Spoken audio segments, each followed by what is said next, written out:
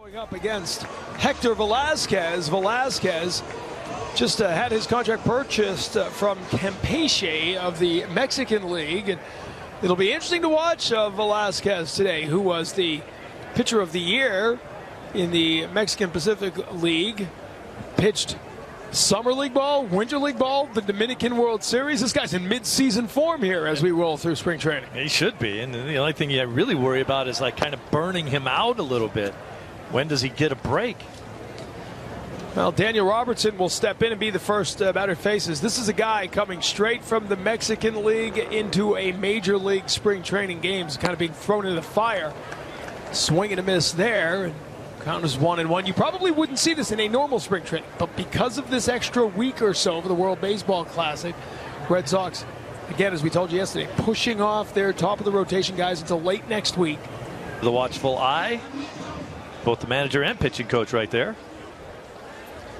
And talking to some of the Red Sox people this morning about Velázquez, said, what can the viewer at home expect? They said the viewer at home can expect to watch it for the first time, just like us. We're all going to learn about Velázquez here today. As you mentioned, one of the things that they're not worried about, but they have to develop with him is a breaking ball. Doesn't really have a consistent breaking ball. He's got that good split finger and a fastball that rarely goes higher than 92. That's what you were talking about. Guys that don't throw much higher than 90 better hit their spots, or it can be a long day. 28-year-old Velázquez with 2 outs here, facing the oldest player in Rays spring training, Ricky Weeks. Takes that one, 34 years old. It is a young Rays team, to say the least. 94 losses last year, last place in the American League East. Kevin Cash in his 3rd year as manager of the Rays. Velázquez deals, just misses inside. The other thing that might be a little strange for the viewers today, too, when you're watching Ricky Weeks, is that he's playing first base. And that's where they're going to try to play him this year. It's no longer a middle infielder or even an outfielder. They want him to potentially platoon over there at first base with Logan Morrison. And Nick Franklin could be in that mix over at first base as well. So there are a couple of positions. They're pretty confident what the outfield will look like for the most part. I think it's safe to say that Evan Longoria will be your 3rd baseman. If he ever recovers from the flu. Yeah. Other than that, there are some spots available in that remaining infield. Ground ball, diving effort from short, but just out of his reach, and Holt can't get to it, so a base hit with 2 outs for Ricky Weeks.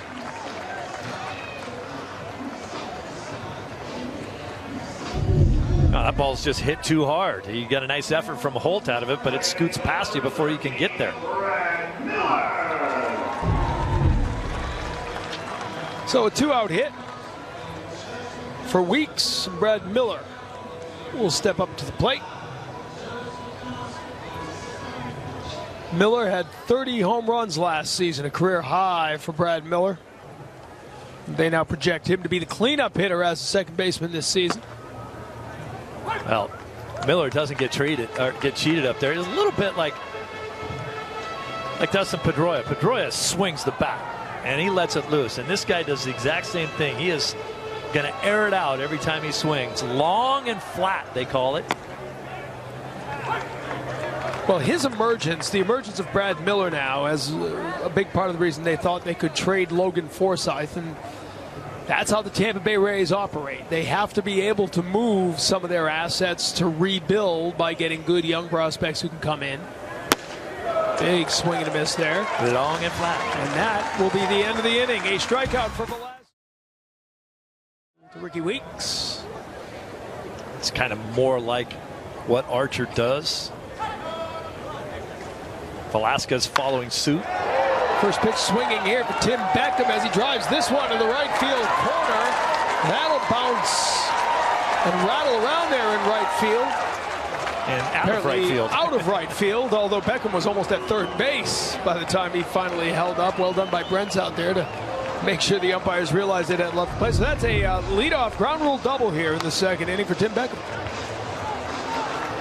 Beckham's got some making up to do in this organization. They were unhappy with his hustle last year. A couple games in a row where he didn't hustle, and it was actually a player got called out on the field on a play that he should have scored first, and he didn't.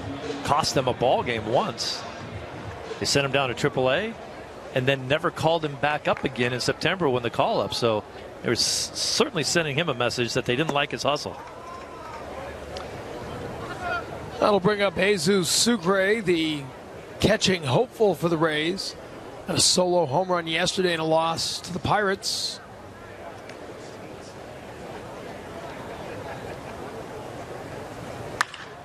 Base hit to right field as he drives that one out of the reach of Travis. Brents will come up and get the throw into second base as Beckham will score. And it's a 1-0 lead for the Rays with a couple of hits to start the second inning. I wasn't sure if they were going to send Beckham to try to score there. He had to hesitate. He was almost leaning back towards second base when that ball was hit because he wasn't sure if maybe Travis could get a glove on it, but he still scored easily. That ball got down into right field. So a leadoff double for Tim Beckham. Jesus Sucre, who had the home run yesterday with an RBI single here. The Rays have taken a 1-0 lead in the bottom of the second off Héctor Velázquez.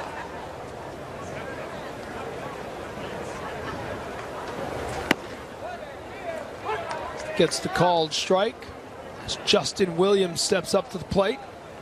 Williams, the right fielder, who we're told came to work this morning having not yet faced live pitching this spring. Went out on the backfield, had Tommy Hunter throw him some pitches. Okay, I'm ready to go. You're in the lineup.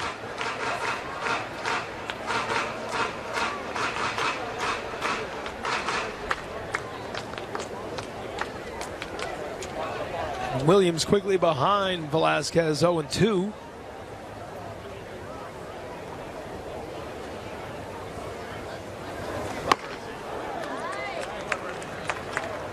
Swing and a miss there, strike three. So Williams very slow to walk out of the box. It's kind of looks like a guy who hasn't faced any live pitching.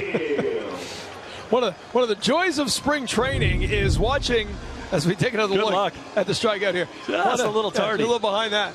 One of the beautiful moments of spring training was watching number 74, Justin Williams, go back to the dugout after striking out while number 74, Johnny Fields, stepped up to the plate.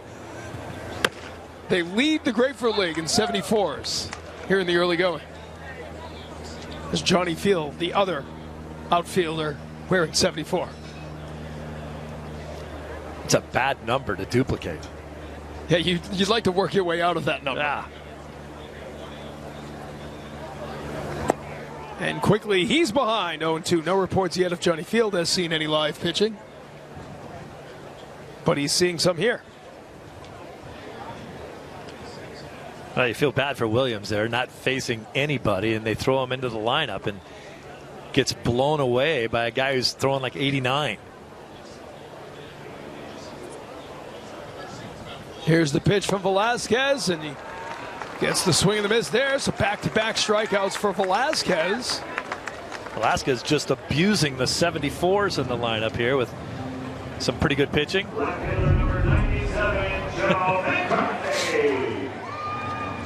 Nice. And after the back-to-back strikeouts to 74, he'll face number 97, Joe McCarthy. It's got to be the little split finger that they were talking about. Good late action on that pitch. They feel good about that being a secondary pitch. He needs to find some sort of third pitch that he can refine. He's got kind of a slurvy breaking ball, they said. Yeah, talking to some of the scouts, he's got a little cutter too, but it's not a good one. If your cutter's not a good one, don't throw it. You're just taking miles an hour off your fastball, really. Just a slower fastball. Yeah, and it's BP speed then. And in his case, velocity isn't a strength to begin with. So to bring that fastball down to the mid-80s, you want to avoid that. You got to make sure there's movement on it. Back-to-back strikeouts here for Velázquez in the second inning. Misses outside there. Count 2-1. They announced the purchase of Velázquez just last week, the beginning of spring training.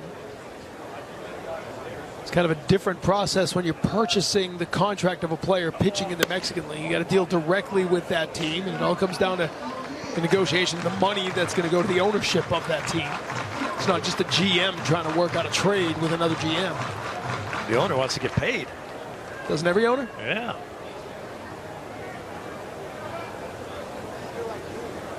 Well, 3-1 pitch from Velázquez. He'll miss inside. So the 2-out walk to McCarthy puts 2 on for leadoff hitter Daniel Robertson. Now we're kind of laughing about the jerseys that guys are wearing for the Rays here. Williams number 74, Johnny Field number 74, and then Joe McCarthy number 97, but his name isn't even on his back. They just took a jersey out of the closet and gave it to him. It's not nice. Talking to some of the Rays people today, they made no bones about the fact that some of the guys you are seeing in this lineup today are just guys. Like, what's he got to do to make? No, there's nothing he can do to make the roster. He's here helping us put 9 guys on the field today. No name 97. There's space for rent. Yeah, I mean, you and I laugh about it. We joke about it. These spring training games are easily the most difficult games to call, to enjoy, especially early on when a lot of the starters are in and out of the lineup. But when you come to a ballpark and you ask the opposing teams, coaches and broadcasters, try to get some information on some of these guys, and they don't know? We got nothing. Hey, what about this guy? I got nothing. You ever seen him before? No. He's never seen live pitching.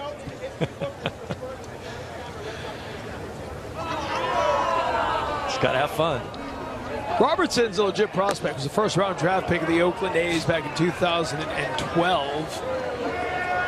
And became part of the Rays organization after a deal between the teams. Just 22 years old, and last year they began to move him around for the first time. Primarily a shortstop until last season. Last year, 75 games at short, 20 at third, 21 at second base. So they'd like him to become that Brock Holt-type player if he wants to make the roster.